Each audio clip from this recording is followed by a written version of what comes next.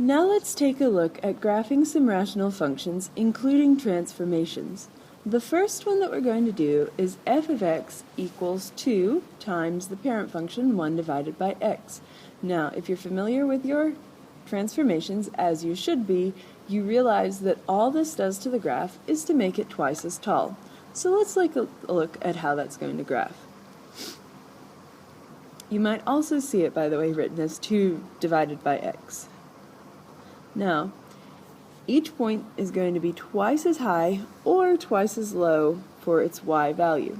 So the first thing that I do is graph my parent function, and I graph it neatly so that I can tell what happens when I graph the transformation. Now, what you need to do is put your pencil on a point. Make that point twice as tall.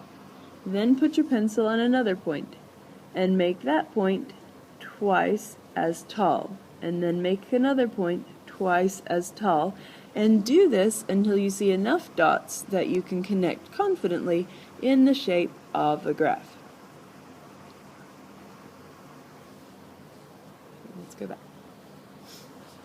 Alright, so it's difficult to tell that the blue line is twice as tall at any given point than the pink dotted line, since I've graphed my parent function. So the one point that it's easy to check is that point that was at 1, 1 and is now at 1, 2. I would even mark those points on any graph that you do, just so you can easily tell and I can easily tell what your graph is going through for that corner point. Alright. Let's try f of x equals 1 divided by x, and the function we want to graph this time is the reflection of that. After we do the reflection, we're going to do a horizontal shift, and after we do a horizontal shift, we'll try a vertical shift. So, pause the video if you need to, but the first thing you're going to put in is, of course, your parent function. Notice that even though I draw these functions a lot every day and every semester, I still take the time to graph some points to get a good looking parent function for these. This is critical to graphing these well. Alright, so every point on my parent function needs to reflect, so I need to take the opposite of any given point. So put your pencil on a point and take the opposite, and then put your pencil on another point and take the opposite. And keep doing this until you can see the blue line, which at any given point is the opposite of the pink line.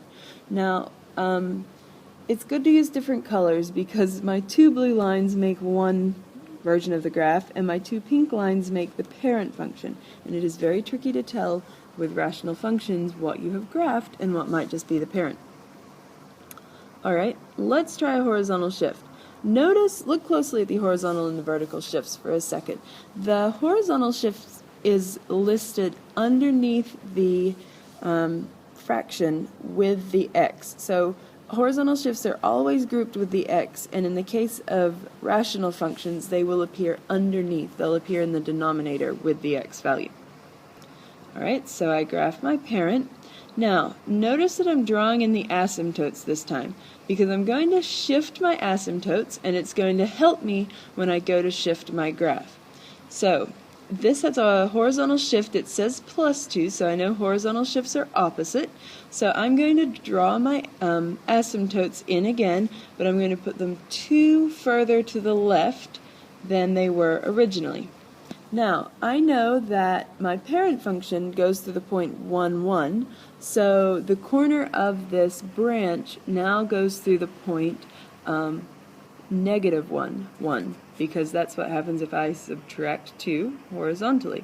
So from that point, notice I just marked that point, I've drawn the rest of the branch, making sure that I don't touch my asymptotes.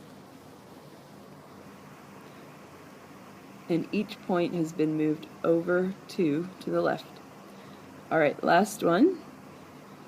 This time we have a vertical shift, and I need to move up 3. Now, maybe I'm getting really comfortable graphing these, and I'm moving my asymptotes without sketching the parent function in. Now I know that from the center of the asymptote, my branch will go through the point that is 1 over and 1 down from the center, and will also go through the point, that is 1 over and 1 up from the center. And knowing those 2 points, I can go ahead and sketch in the graph with my asymptotes in the correct spot, and I see a good looking function there with a vertical shift.